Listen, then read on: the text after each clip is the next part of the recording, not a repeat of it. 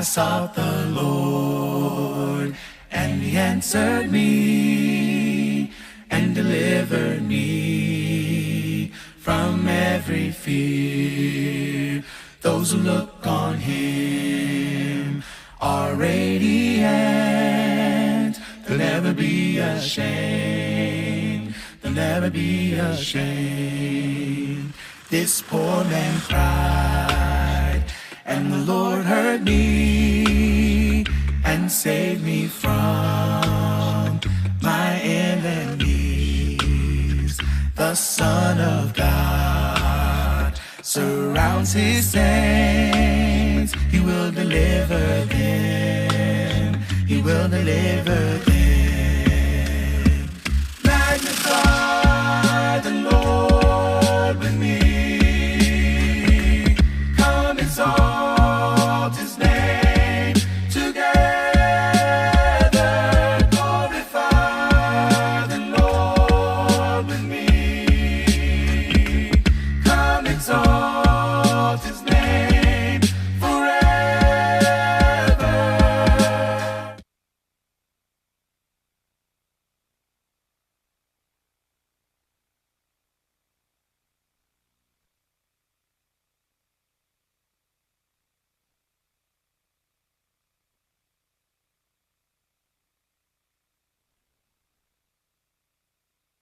God is an awesome God. He reigns from heaven above with wisdom, power, and love. Our God is an awesome God. Our God is an awesome God. He reigns from heaven above with wisdom, power, and love.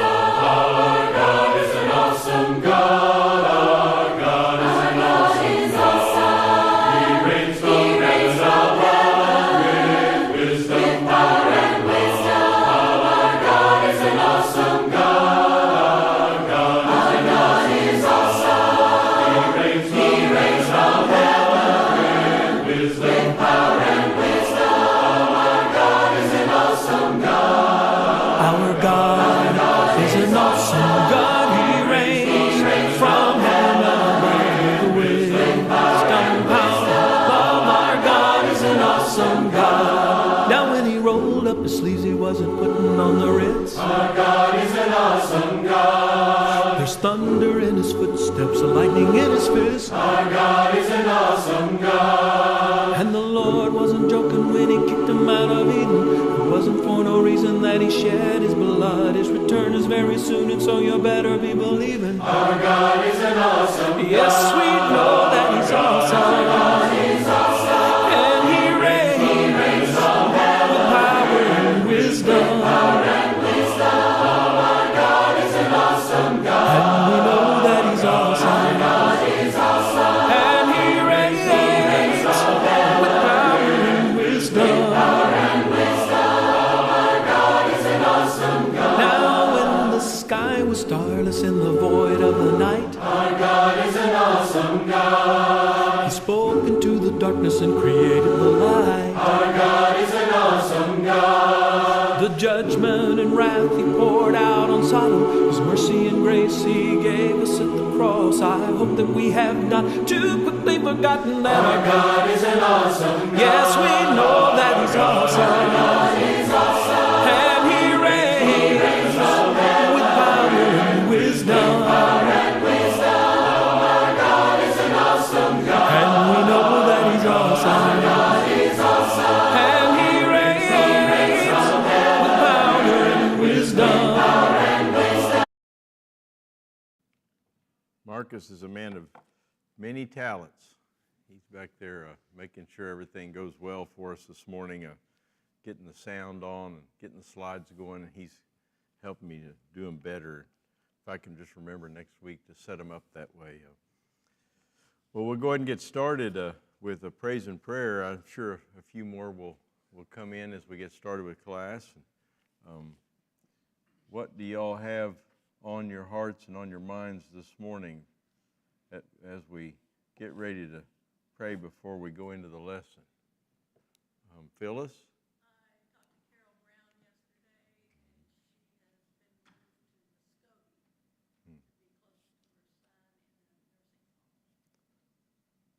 they're in the same one now.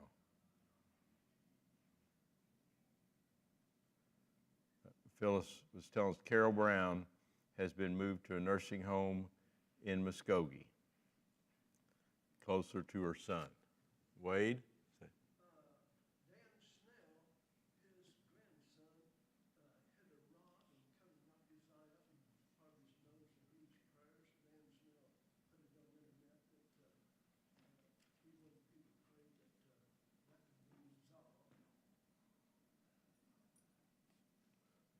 Dan Schnell, pardon?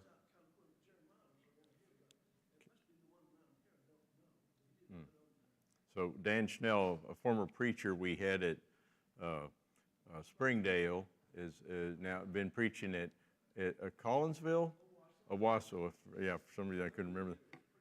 Owasso for decades now.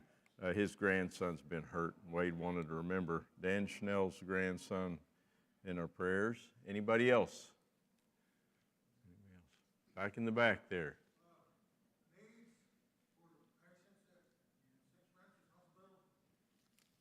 Okay, I'll need help from, we need a relay. Somebody relay that forward. I don't hear so well. Patients at St. Francis Hospital. Oh, the patients at St. Francis. Thank you. You bet.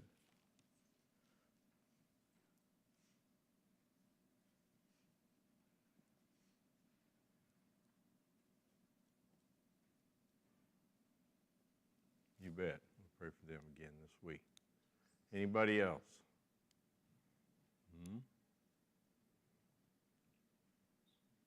Good to see you this morning, Karen. You doing all right? Okay. Karen's back hurts bad. She's going to see if she can get some help for that.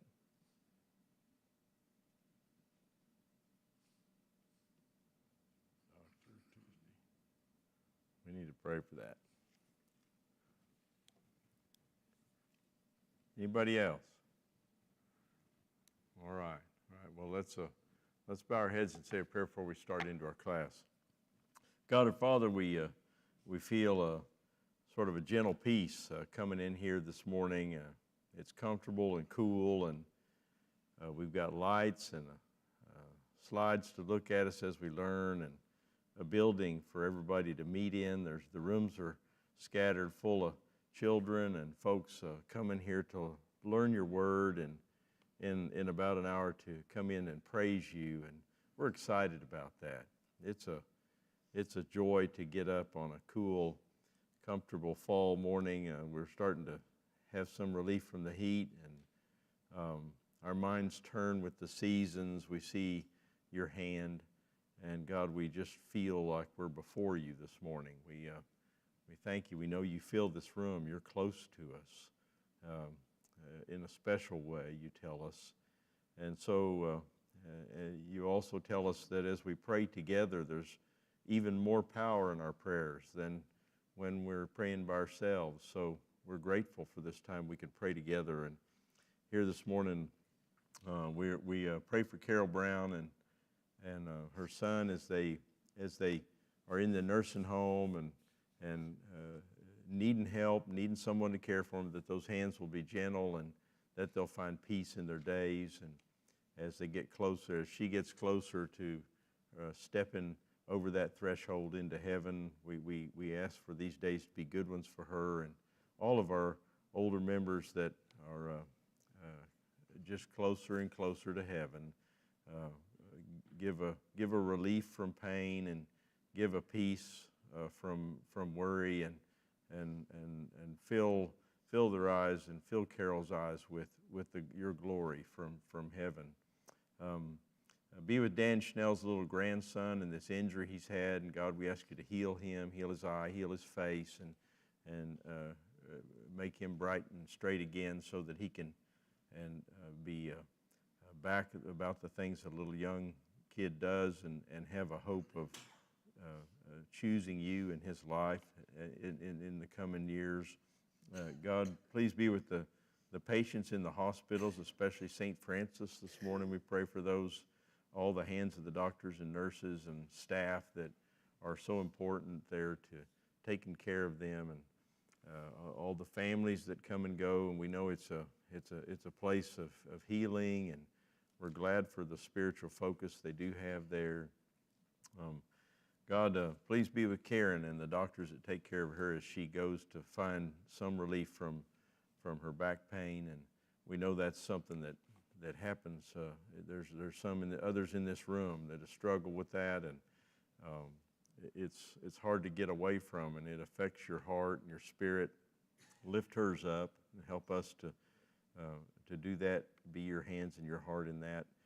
God, we just ask for healing for Karen, that her pain will be taken away either by you or by the doctor's hands. And God, as we look at this book of Job, we see some things about suffering, and we see some things about pain, and we know that there's brightness and glory and relief at the end of it, and it helps us to see that we're going to face troubles in this life, and that if you are our focus, everything's going to be okay. One way or another, everything's going to be okay. And there's a peace in that folks walking around out in the world just don't have.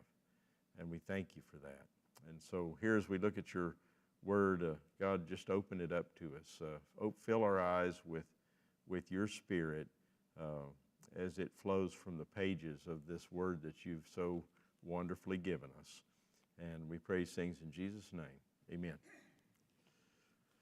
Well, class 3, and we haven't even really gotten started yet, hardly, have we? I was telling Brandon earlier, this book, I tend to be not one who will drag a book from one quarter to another and go on endlessly. I tend to focus on some stuff. Since I'm the teacher, I get to do whatever I want, right? And so I tend to focus on some of the things in this book, really especially here in chapter 1. I think there's things that God shows us here in this book that he doesn't show us anywhere else in the Bible, and maybe that's part of the reason that he had the hand of the writer. We suspect maybe Moses, maybe others, to write this book probably first, even before Genesis. It's important, it's foundational, and that view of God, it just brings, there's some tough stuff in here, and it brings us right down. It rips away, to me, the book of Job, it just rips away me in the middle of that. All the things I want to be fair and right and just and the way I want to run the world, that isn't the way it happens. It happens God's way. And having whatever life throws at you, just break all that down. Break all that will, that self-will that Satan must have had. Can you imagine? He was there. Possibly, we don't know completely, but he was there at creation, and he saw God through Jesus speaking the world into existence, and he saw all that, and he still says, I'm going to do it my way, God, and I'm going to stand before you and rebel against you. Can you even imagine that? Can you even imagine? And yet, we're guilty of that in our lives. And so there's so much that brings God home to me from the book of Job, and chapter 1 really especially works on that. But there's a whole bunch in the middle, and Brenda and I were saying, it's kind of like filler, or fluff a little bit, but it's not. These conversations with the friends. We showed that video last week, and it's sort of, there's a prologue and epilogue. There are little skinny bars, and then this big chunk in the middle was all the friends talking. But yet, and there's huge lessons for us, and we're going to spend time on those. But I really want to focus on this first chapter 2, and then we're going to focus especially on those last chapters. And I encourage you to read this book. Read it over and over so that you see things in it that you've never seen before. And again, I would invite you to bring those things to class and bring them up, and we'll talk about them. I've been making some lists. I'm writing these things down, and I want to make sure we address concerns. One of the things Brandon and I were talking about this morning is, what about those servants? You worry about Job and his family. Well, think how many animals he had. There was 7 sons, 3 daughters. But he had 7,000 sheep, 3,000 camels, 500 yoke of oxen, and 500 donkeys, and a large number of servants. How many servants do you think it would take care of all just the animals? You know, how many cowboys does it take care of that many camels? Whatever they call camel cowboys. Does anybody know? Is there a name for a camel cowboy? I don't know. But you know, there was a whole lot of people, and when we get to this story where God lets Satan hit the smoke button on Job's whole existence, what do the servants say? What do they do when they run up to Job and tell him about what's happened? What do they say? I'm the only one. And only one doesn't mean like some of a few, or there was a bunch of us and they sent, but I'm the only one that came back. So there was just a handful that survived this. And then the whole interesting thing is, how come there was one left to survive? That's a whole nother thought. Maybe it didn't enter your mind. Well, how come Satan spared one messenger? I don't know. They used to do that in the Westerns, remember? They'd let one go back. Who knows, maybe those guys who wrote those movies who said, you know, they'd capture or defeat a tribe or a cavalry or whatever, and then they'd send one of them back to tell the boss, look what we did. And who knows, maybe they stole that from the book of Job, probably. But anyways, I guess we begin to see in this book the very throne room of God, and this we had shown these images before. I'm sure that's not what it looks like, but it helps me to just imagine the nature of his daily activity. It says that the angels came before him, and we only hear about Satan, right? You think the other angels are saying anything to God? We would, yeah, I expect so. Like, you know, that's a whole other story, but angels and how we entertain angels without knowing it. You, me, in our lives. You think that's true? You think we do? Verse 6 says, when they be angels, plural, Yeah. came to present themselves before the Lord. Right. And then it talks about Satan, goes, where you come from? He says, roaming the earth. So it almost implies that's what his job has been. It's like he's checking on people. Well, yeah, he's roaming the earth with a little bit of a different intent, but what the message we get from that, and we know other places in the Bible it talks about the angels are out.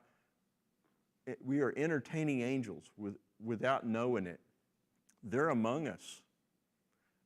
Does that sound crazy? Is that wacky? You want me to go out and stand on the street with a big sign that says, angels are among us, and run up and down Admiral? What do you think is going to happen? Somebody's going to be shaking their heads in.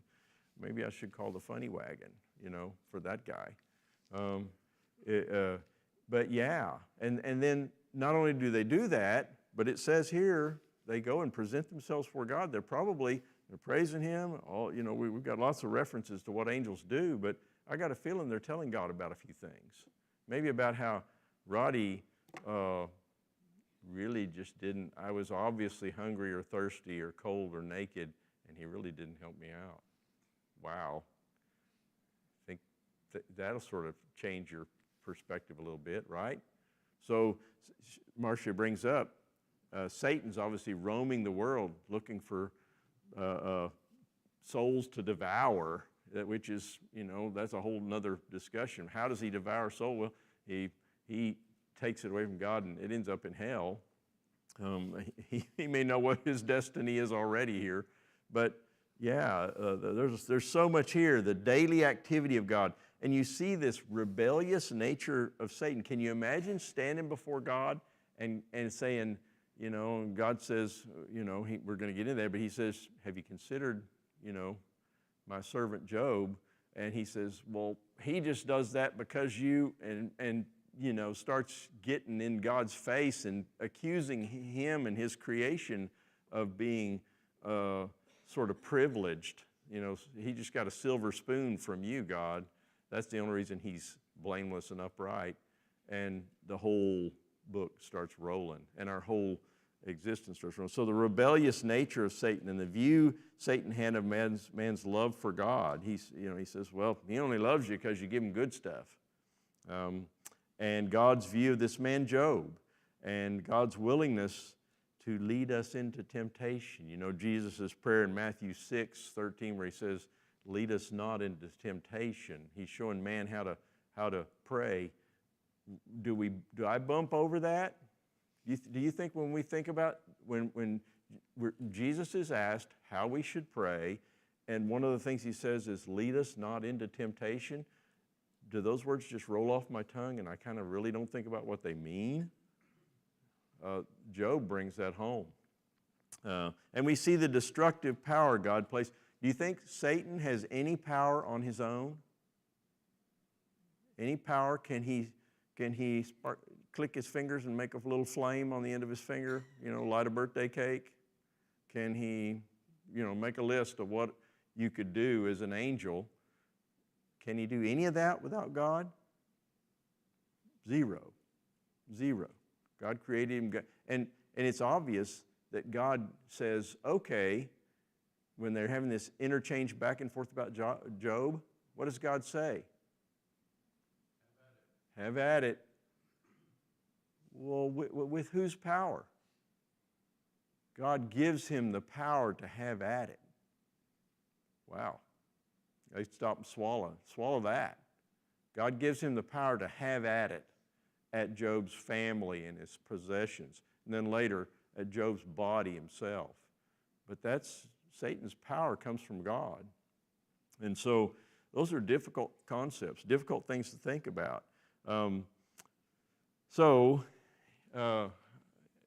Again, a view of the throne room of God, his daily activity, the rebellion of Satan, and the words that Satan uses as he accuses. I can hear myself. You can hear it from a child, that rebellious, well, you only because, and yeah, if it wasn't for, that wouldn't happen. And then,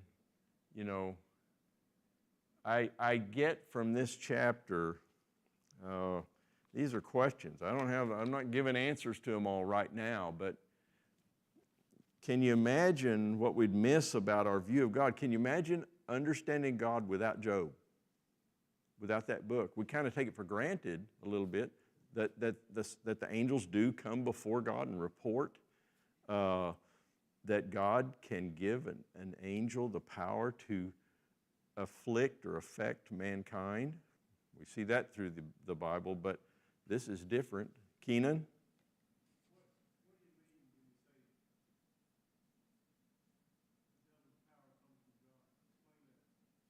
Well, who created Satan?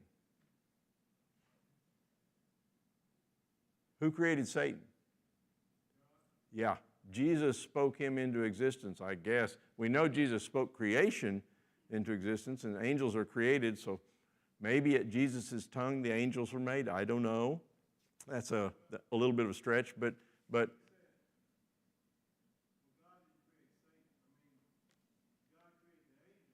yes. With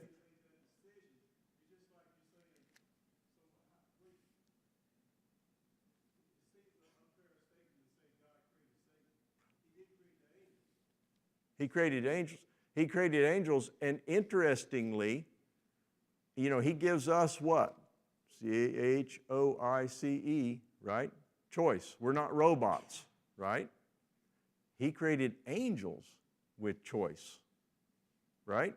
Even though they don't got bodies like us, they're spirit beings, and they can take physical form, all that mystery that's wrapped up in that. But he created angels, and he gives them choice. And everywhere in the Bible where we see an angel performing an act, slaughtering a nation of enemies, who gave them that power to do that?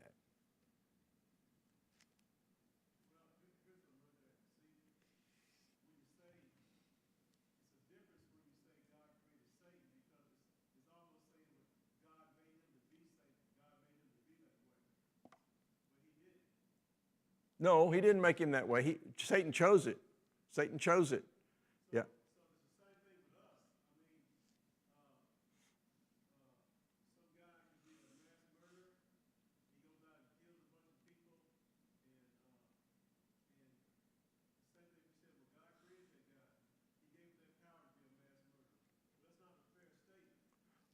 It is, well, we could, and that's a that's a big.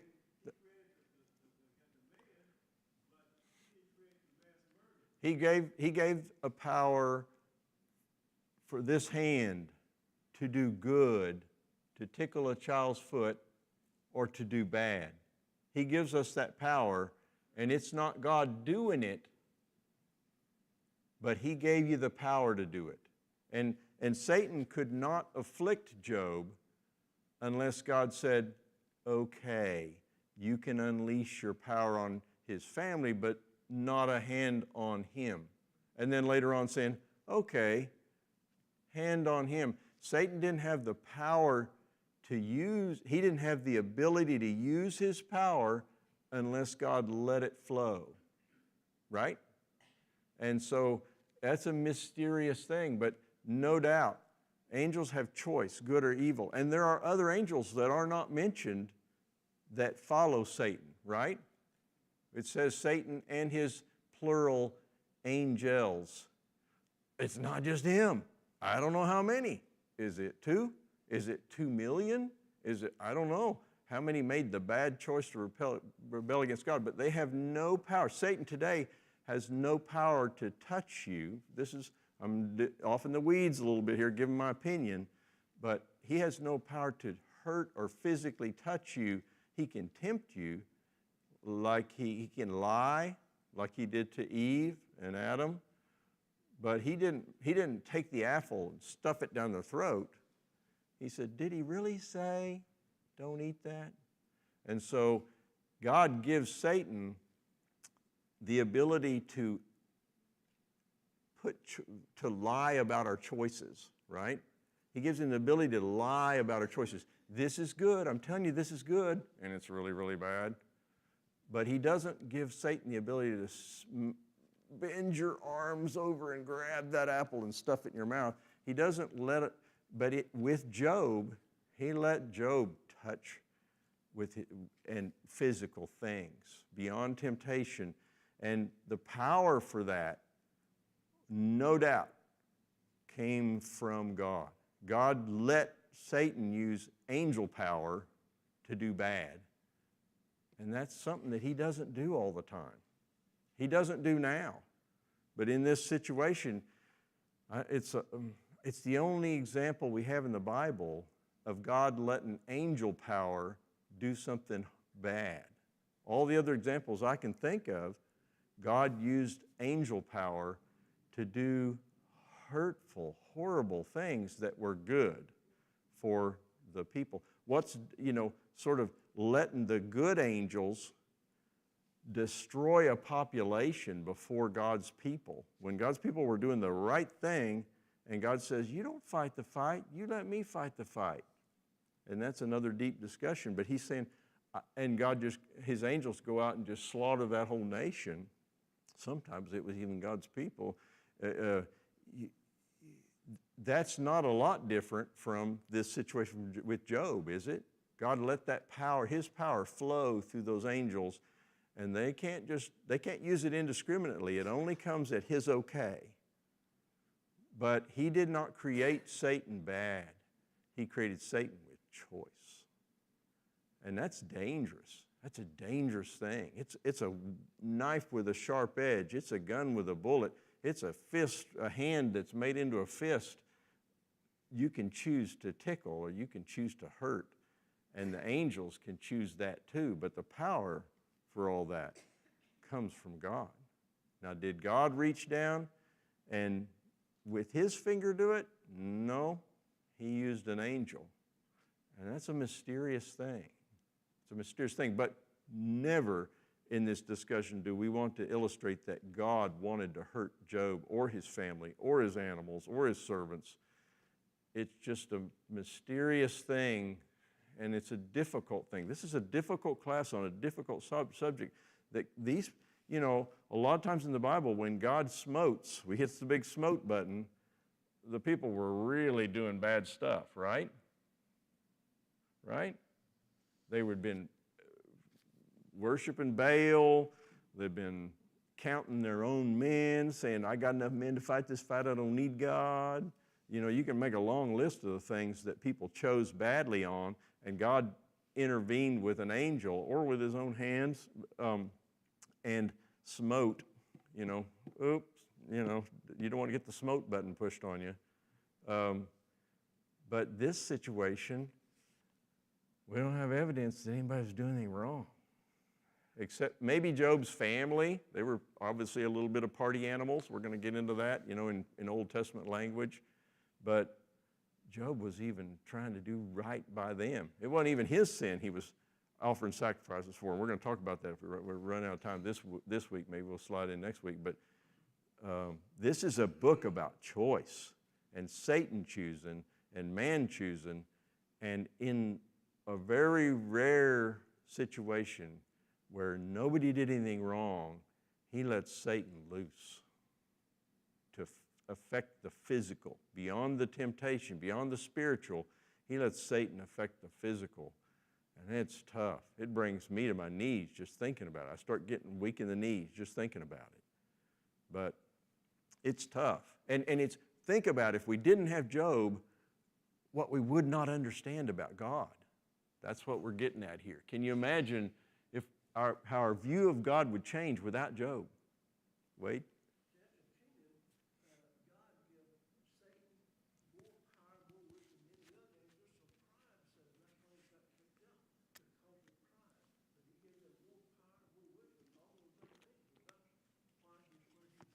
Well, Wade is saying God gave Satan more power and more wisdom than the other angels.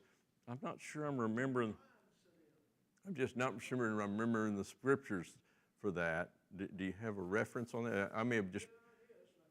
I know he was not. There obviously is some hierarchy in the angels, right? Because we hear about the archangel, the angel over angels. And so, yeah, but Satan was not a minion. He was a powerful angel. You bet. Well, you know, we've gotten into a little bit of this. Why would God do this? Why would he let Satan take away innocence?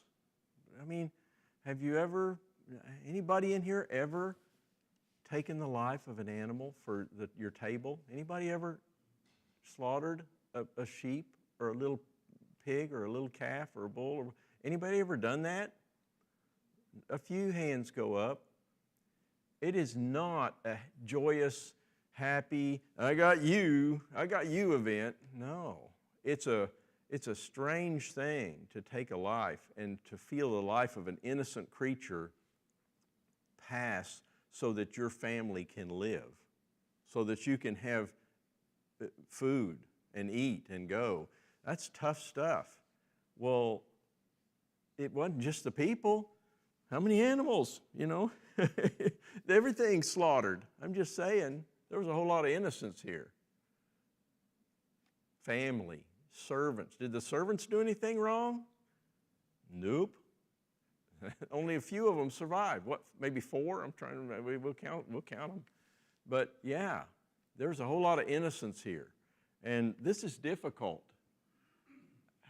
How does it help me draw closer to God, to see this side of God? That's what the book of Job is all about. He is the creator. And at the end of Job, you know those words. Tell me, were you there when I did this? And the galaxy scatters, and planets are formed, and suns are ignited, balls of gas that we couldn't get within 1,000 miles, or would be a burned marshmallow, not a brown one. You know, just, were you there when I did all this? How dare you judge God? And do you think that's a problem today with why people don't come to God? They want to do what they want. And they want to see God the way they want to see God. But how does this story make it where I can see him better and draw closer to him and love his personality and nature more? That's something we got to work on a little bit, right?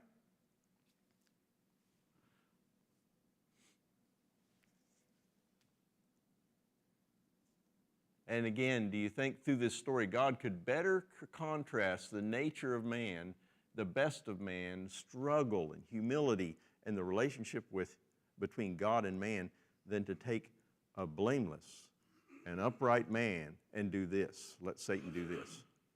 Let Satan do this. I don't think he couldn't put it in more harsh terms. If I stood up here and sort of screamed and you said, whoa, what's wrong with him? Everybody in the room is going to look at me. Well, maybe you're kind of about to fall asleep a little bit, losing your attention, but I stand up and scream and I rip my clothes and pull my hair. Wait, you can't pull my hair out. You know what Old Testament people did. That's going to get your attention, right? Why do you think people did that in the Old Testament? Why do you think when they saw the sin of the people, the priests or holy men would rip their clothes, pull their hair out, cover themselves in rough clothing that hurts to wear? It's like, I'm just going to have to make a statement. I'm going to make a statement here. Well, I think that's part of what God's doing with Job. He's saying, I got to tell you from the beginning, don't think that you get to decide what's kind or fair or good. I'm the definition of all that. And these days when we're struggling in our world, what's happening in America right now? People are struggling with what's good or fair or kind on their own moral terms. You better look at God for those answers. And some people just can't. They're saying, well, I just want to tickle baby feet all day long, And is that wonderful? Yeah. But that's not all of who God is. And we're going to get into that with this statement. Blameless. Does it mean sinless? We talked about that a little bit last week. Does it? Does blameless mean sinless or sin-free? Nope, I'm seeing some head shaking. It does not. It does not. Sharon was up here and she sort of started into this a little bit last week. But blameless is a word, we took the Hebrew and we tried to stick American words on it. The word there in the book is tam or tom. If I said to you, Job was Tom or Tam, does that mean anything to you? No. So we got to interpret it, right? And the writers stick this word blameless on there, but what it really means is integrity. You can look in other verses, Proverbs 29:10. The bloodthirsty hate a person of blamelessness. Well, we interpreted it blamelessness in Job, and we interpreted the same word tam as integrity in Proverbs 29. It kind of makes more sense there, right? But the bottom line is the word doesn't mean sinless. Blameless means, and to us, in Americanese, in English, don't you tend to hear the word blameless and immediately move straight to sinless? Right. So really, maybe a better interpretation of that word, and this is reason it's good to study God's Bible, grab your concordance, grab your Hebrew and Greek, and see the words, see how your word's used elsewhere in the Bible. In this case, maybe it'd be better if the NIV here said Job was a man of integrity and upright. Does that sound correct? So it's important to study His Word. That's what we're doing here this morning. It really is, the word really means integrity or moral and honest. And really, it really gets down to sort of one piece. What does the word integrity mean? What is tam, integrity? Have anybody heard the word integer? We got some teachers in the room. What's an integer? Math terms. What kind of number? That's too long ago. That was mean. She's a teacher. What is an integer a fraction? No. It's a what? Whole number.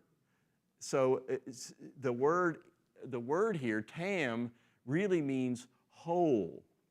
Isn't that what integrity means? Like if you have, integral, things that are one piece, things that are locked together, all in one piece, integral, integer,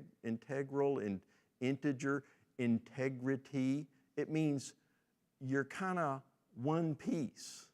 I'm whole. I'm not a fraction of me. I'm not a piece of me. I'm not divided. 3 divided by 1, it ain't going to come up a whole number, is it? It's not going to be an integer. It's not going to be, the answer is not going to be integral. It's going to be a 1 point something, right? Steve?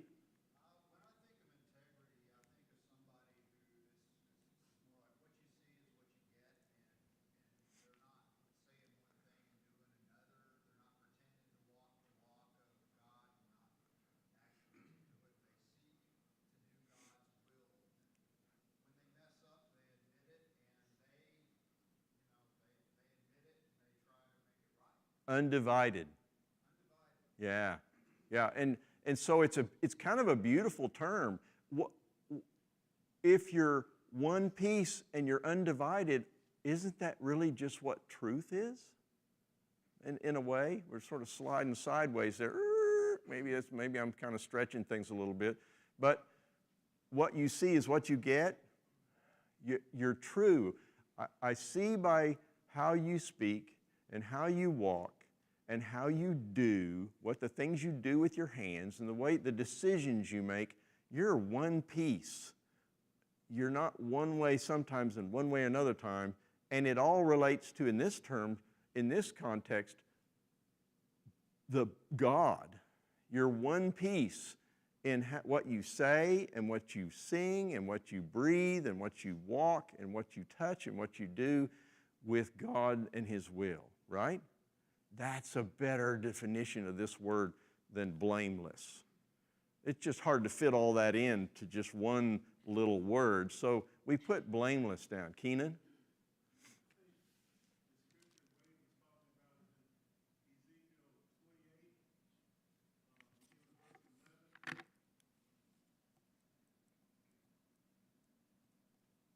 Okay, so what's the top? What are we talking about here?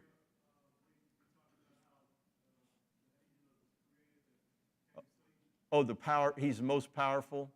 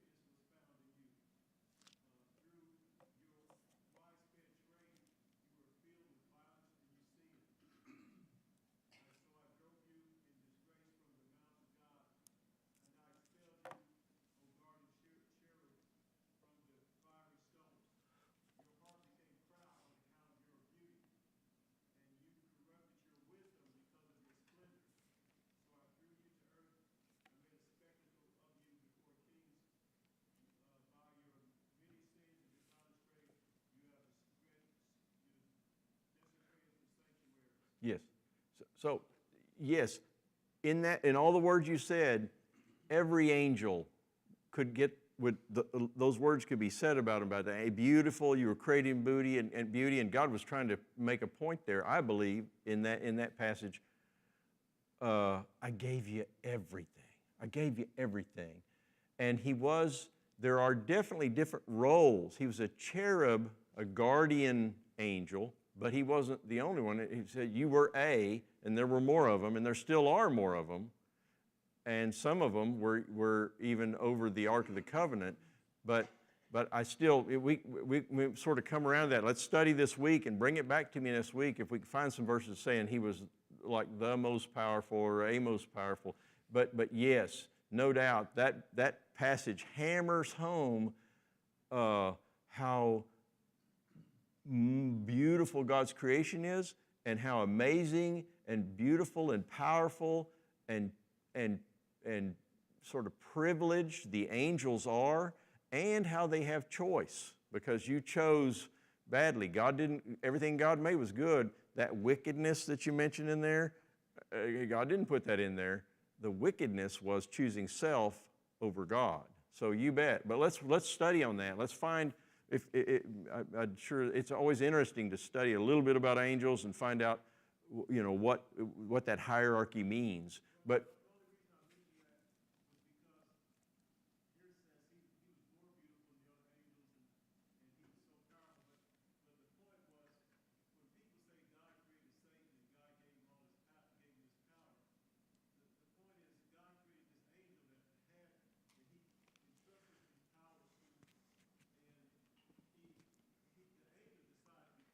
Right.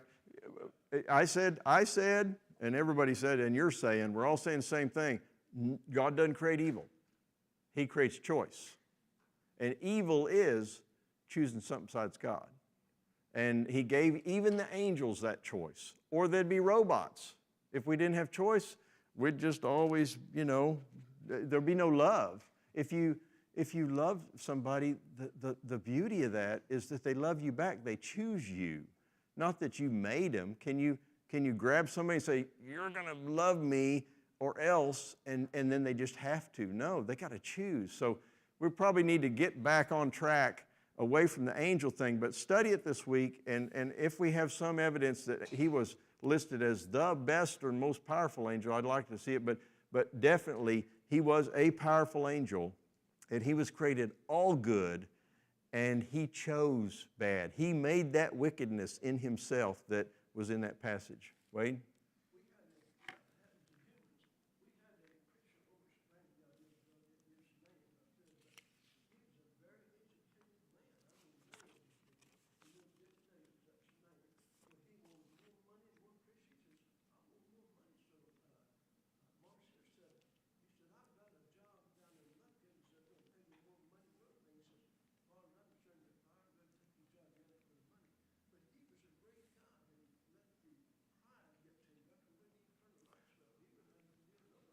Yep, Wade's talking about just an example of a man letting pride overcome him. And again, that's sort of a little off track with Job, because Job wasn't full of pride. Satan was, but pride, basically, the definition of pride is me good, me big, me can do it without God. That's now you can be proud of the Son of God, and you can be proud of the gospel, and you can be proud of the saving grace of that sacrifice. That's holy pride in a sense. But yeah, that we can sort of, it is wrapped up in this chapter, the pride of Satan and the willfulness of Satan and the sin of Satan, who was created good. But we really want to focus especially on this story of Job and what that evil being was allowed to do to Job and how Job reacted to that. So let's move on a little bit. As we talked about whole numbers, an integer, integral, the word Hebrew really is integral. Do you feel whole this morning? We're trying to bring Job alive for us today. It's an amazing, great story in the Bible about something that happened way back there. And it gets a little dusty, and what does that have to do with me? I'm not really a history buff. It applies to us today because Job was in Tam. He was whole. He was not divided, as Steve said. He was integral and one piece with God because of his heart and his prayers and his sacrifices and the way he walked, even to the point of running over after Friday night whenever the party was happening at his kid's house. He'd go over Saturday morning and say, oh God, I know there was probably some excess alcohol being consumed. Somebody said some four-letter words, if there's four-letter words in Hebrew, blah, blah, blah. Maybe they did some really bad stuff. And I'm going to offer sacrifices for their sin. There's a whole message in that. How often do you see people offering sacrifices for other people's sin? Well, Job was so caring, so loving, so one piece, so whole and integral with God, blameless we call it, that he was doing that for the people he loved, trying to even account and clear for their sin. So, Keenan, you have something else? Okay. I think I want to feel whole this morning. That's why we got out of bed this morning and we're eager to come to church, right? Do you feel even a little more whole? I do with you. I look at your faces and I know what you've done in your lives for God, like Job, and I feel closer to you, and I feel stronger because of you, and we can pray together. And God tells us when we pray with no doubt, with faith, we can move mountains. But what does he say when there's two or three of us gathered together and we're praying together? It's more powerful. He's listening in a special way. So I just can't wait to get here and also to praise him. Keenan?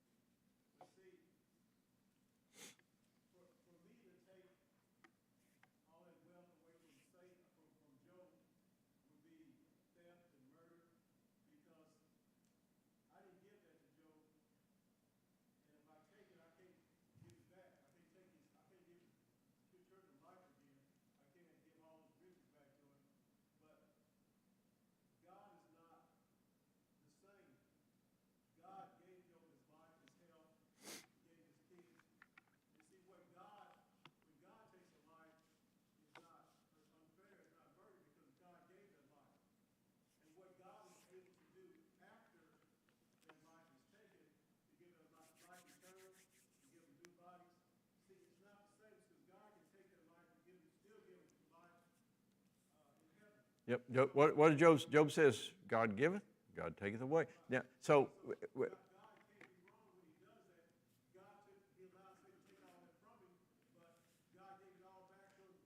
you made a point. God can't be wrong when he does that. God can't be wrong ever. And that's what the point of this book is. Wow, this is tough stuff. Satan's power given through God,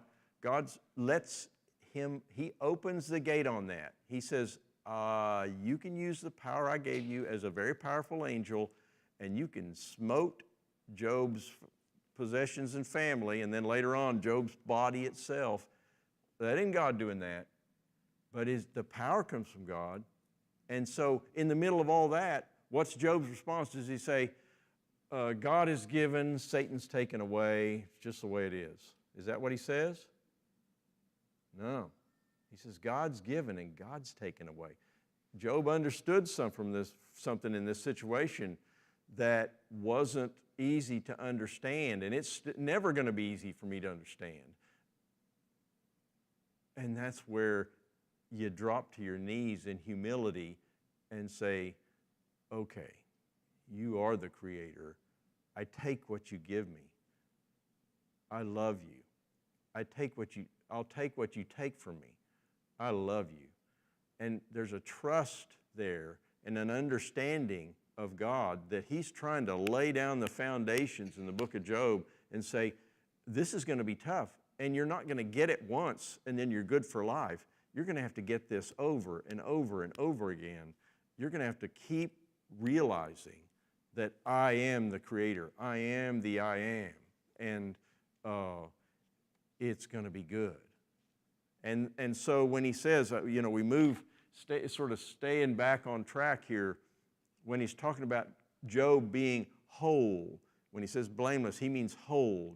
Job has integrity. He's one piece in himself with me. That's what he's saying there. Are we that this morning? I say yes. We still have that choice. It still isn't easy, but we choose God this morning. So, really is being whole with God really kind of the definition of what peace is? Maybe I'm stretching it a little bit there, but yeah, I think so.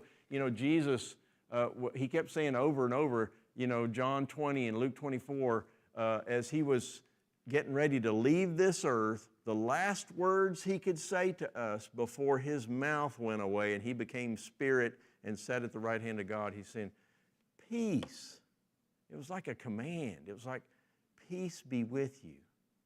And I think what he was saying is, get yourself in one big pile and be whole with God. Be undivided. Don't let the world fracture pieces of you off. Bad stuff's coming. Satan's going to tempt you. Bad men are going to hurt you. They're going to tear you limb from limb. Didn't they? That's exactly what happened. They're going to cut your head off. They're going to torture you. They're going to put you in prison. That doesn't happen to us today, but are we sometimes in a different kind of prison today? The prisons of man, drugs, materialism,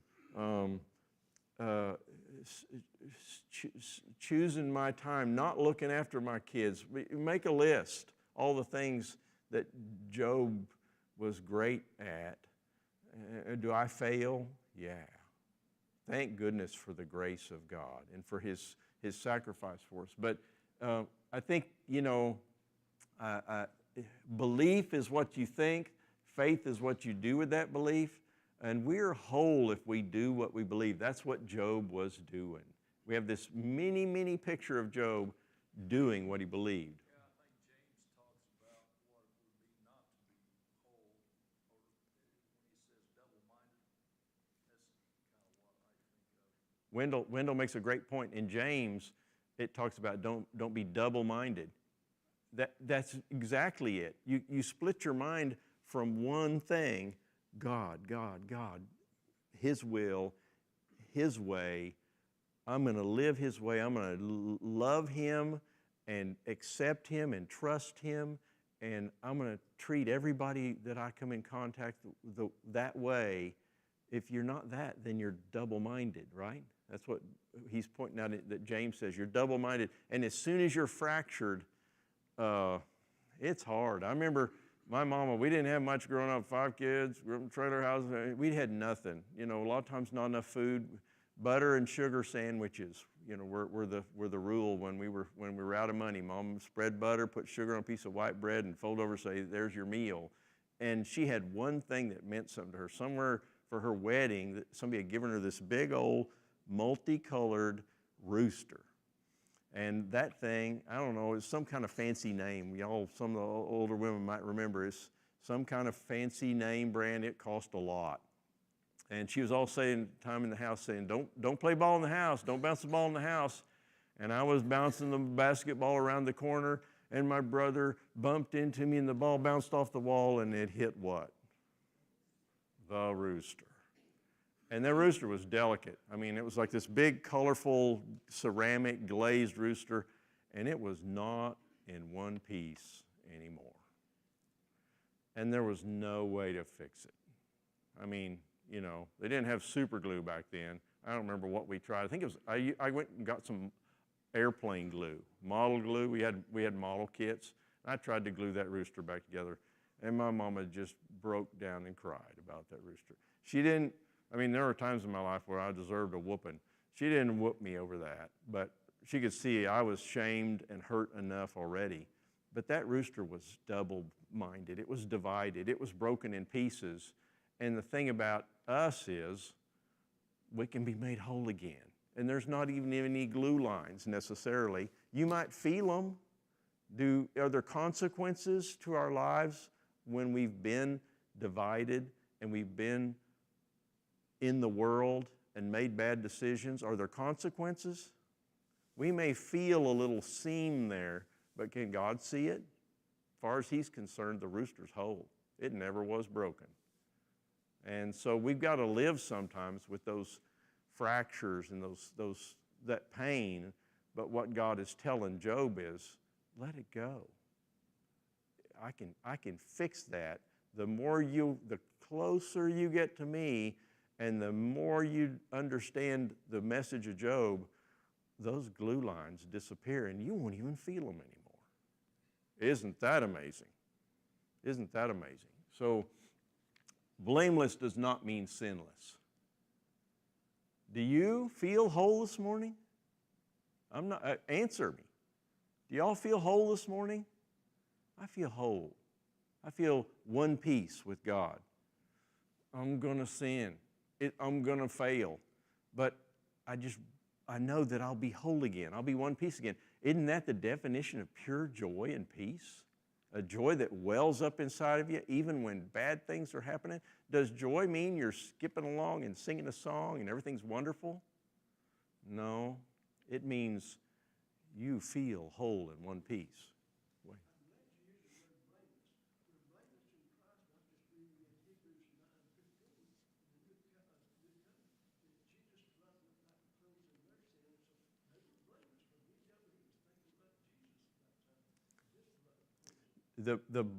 Wade makes a point.